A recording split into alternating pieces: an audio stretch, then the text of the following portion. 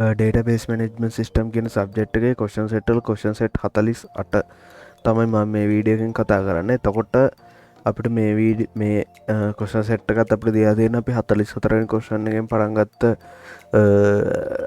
රණබිම school කියන school එකේ database එක සම්බන්ධව යන සිනාරියෝ එකෙන් තමයි මේ ක්වෙස්චන් එකක් තියෙන්නේ. එතකොට මේ ක්වෙස්චන් සෙට් එකේ පළවෙනි ක්වෙස්චන් එක විදිහට අපිට දීලා තියෙනවා change the first name of the fifth student on the student ID card to Amanda and make the relevant query. එතකොට අපිට කියනවා පස්වෙනි ස්ටුඩන්ට් ගේ ෆස්ට් නේම් එක Amanda කියලා චේන්ජ් කරන්න කියලා තියෙනවා. ඒකට query එකක් කියන්න කියලා තියෙනවා. අපි බලමු මේක කොහොමද කරගන්නේ කියලා. එතකොට මෙතන මම HDSQL කියන software එක පාවිච්චි කරලා තියෙනවා. එතකොට මේකදී අපිට අප්ඩේට් query එකක් තමයි ලියාගන්න තියෙන්නේ. අපි බලමු මේක ලියාගන්න විදිය.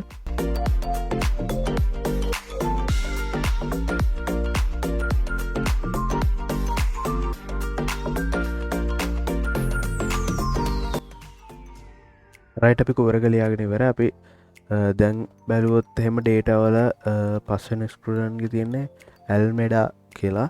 එතකොට අපි මේ query එක execute කරලා data වලට ගිහිල්ලා refresh කරලා බැලුවොත් එහෙම මෙතන ඇමෙන්ඩා කියලා අප්ඩේට් වුණා. රයිට් අපි බලමු ඊළඟ question එක. ඊළඟ question එකේදී අපිට කියලා තියෙනවා teacher ID to in the first name of the teacher should be changed to Kamal, the last name of Senadira, the gender to male, the phone number this phone number and the email address to kamal@gmail.com. make a query. එතකොට teacher ID එක 2 වෙනක teacher ගේ මෙන්න මේ first name last name මේ මෙන්න මේ details ටික අපිට change කරගන්න කියලා තියෙනවා. එතකොට අපි මේකට update query එකක් තමයි ලියාගන්න තියෙන්නේ. අපි බලමු ඒක කොහොමද කරගන්නේ කියලා.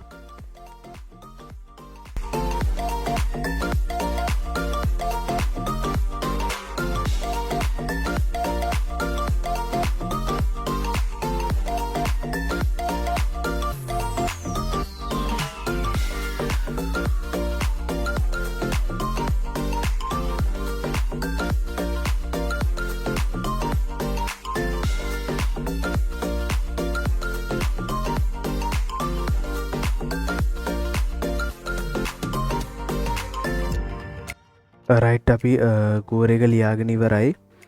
දැන් අපි query එක execute කරලා බලමු. එතකොට මෙන්න මේ 2 කියන කෙනාව සම්පූර්ණයෙන් වෙනස් වෙන්න ඕනේ. රයිට් අපි query එක execute කරලා data වලට කියලා refresh කරලා බැලුවොත් එහෙම මෙයා වෙනස් වුණා. කමල් සේනාදීර මෙන්න මේ විදිහට අපි දීපු data ටිකෙන් වෙනස් වුණා. අපි බලමු ඊළඟ question එක. ඊළඟ question එකේදී අපිට කියලා තියෙනවා search for Ruwan Rajapaksa teacher ID Ruwan Rajapaksa teacher ID using the teacher table. Create a relevant query.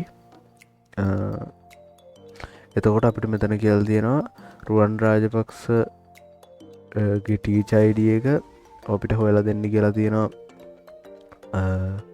teacher table එකෙන්. right ඒකට අදාළ query එක අපි කොහොමද බලමු ලියාගන්නේ.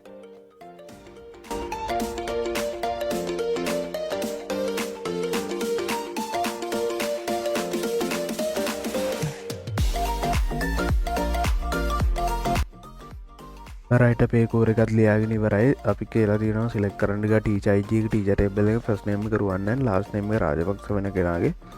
අපි query එක මේ විදිහට execute කරාම අපිට එනවා teacher ID එක tree කියලා. එතකොට එයාගේ teacher ID එක tree තමයි.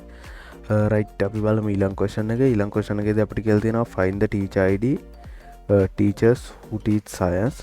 To do this, search the teacher table and teacher has subject table. Create the required query.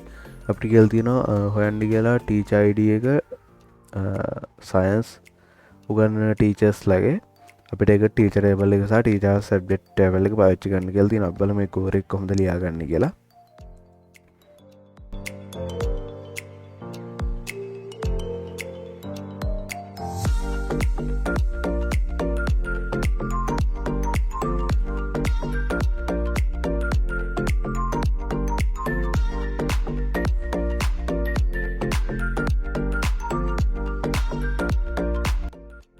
Right අපි ඒ query එකත් ලියවරයි. එතකොට අපි මෙතනදී පාවිච්චි කරලා තියෙනවා sub query එකක්. අපි කියලා තියෙනවා teacher ID එක හොයලා දෙන්න කියලා teacher has subject table එකේ.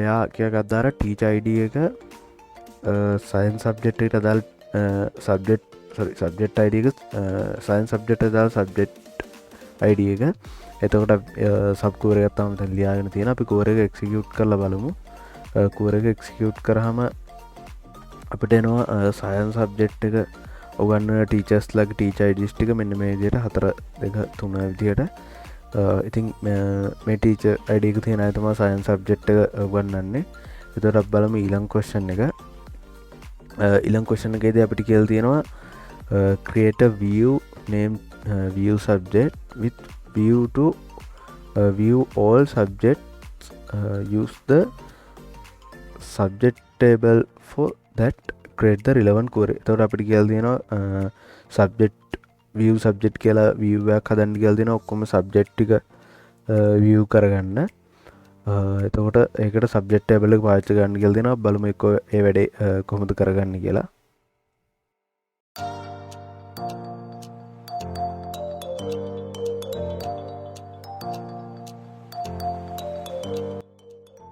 රයිට් අපි කෝරක ලියාගෙන ඉවරයි එතකොට අපි මෙතනදි කියලා තියෙනවා විව්වක් හදන්න කියලා තියෙනවා view subject කියලා එතකොට ඒකට අපි select කරලා දෙන්න කියලා තියෙනවා subject table එකෙන් subject name ටික අපි කෝරක execute කරමු execute කරලා